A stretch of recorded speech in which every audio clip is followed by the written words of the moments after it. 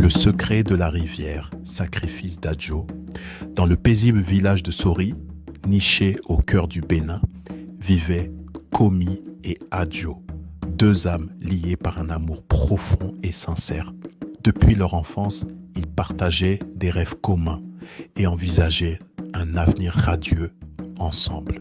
Malgré leur proximité, Adjo avait choisi de préserver sa pureté jusqu'au mariage, une décision que Komi respectait avec une tendresse infinie.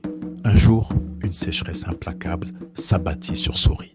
Les marigots s'asséchèrent, les cultures périrent et les villageois furent confrontés à la famine et à la soif.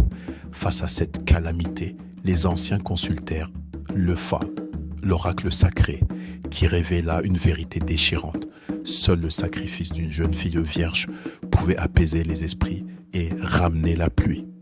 Le sort désigna Adjo. La nouvelle frappa Komi comme un coup de tonnerre. Il supplia les anciens, proposa de se sacrifier à sa place, mais la décision était irrévocable. Adjo, quant à elle, accueillit son destin avec une sérénité désarmante. Elle prit la main de Komi et lui murmura doucement : « Si ma vie doit s'éteindre pour que tu vives, alors je partirai le cœur léger. » Le jour du sacrifice, le village entier se rassembla autour du marigot asséché. Les tambours résonnaient, les chants s'élevaient et les villageois dansaient avec ferveur, implorant la clémence des cieux.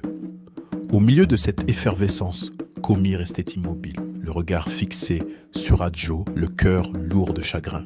Vêtu d'un pagne blanc immaculé, symbole de pureté, les nattes sur la tête remplies de cauris blancs, Adjo, maquillé joliment, s'avança vers le centre du marigot desséché. Ses pas étaient lents mais déterminés près de l'arbre qui se trouvait au milieu. On dit souvent que l'arbre était le génie du marigot. Ce n'était pas un simple arbre car sous ses racines se trouvait un géant serpent.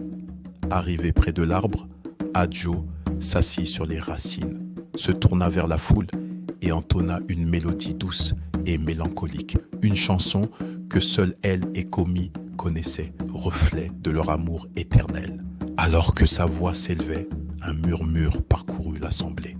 Lentement, l'arbre commençait à bouger et l'eau commença à jaillir du sol, d'abord en minces filets, puis en flots puissants. Les villageois, ébahis, redoublèrent dans leur chant et leur danse, célébrant le miracle qui se déroulait sous leurs yeux. L'eau monta progressivement, enveloppant Adjo jusqu'à ce que seule sa tête soit visible. Elle adressa un dernier regard à Komi empli d'amour et de dévotion avant de disparaître sous les flots.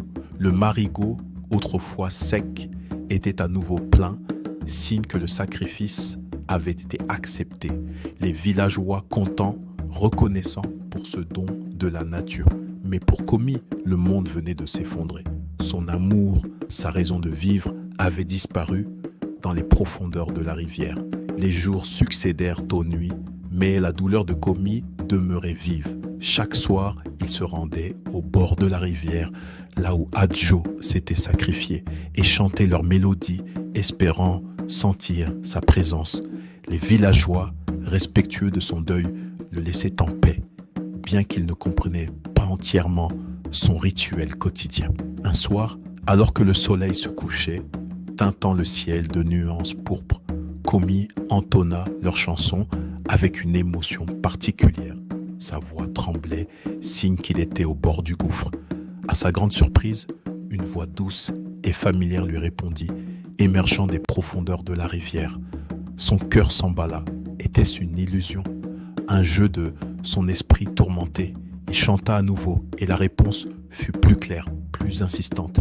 Dès lors, chaque soir, Komi revenait au bord de la rivière et chaque soir, la voix d'Adjo lui répondait, écho de leur amour indéfectible.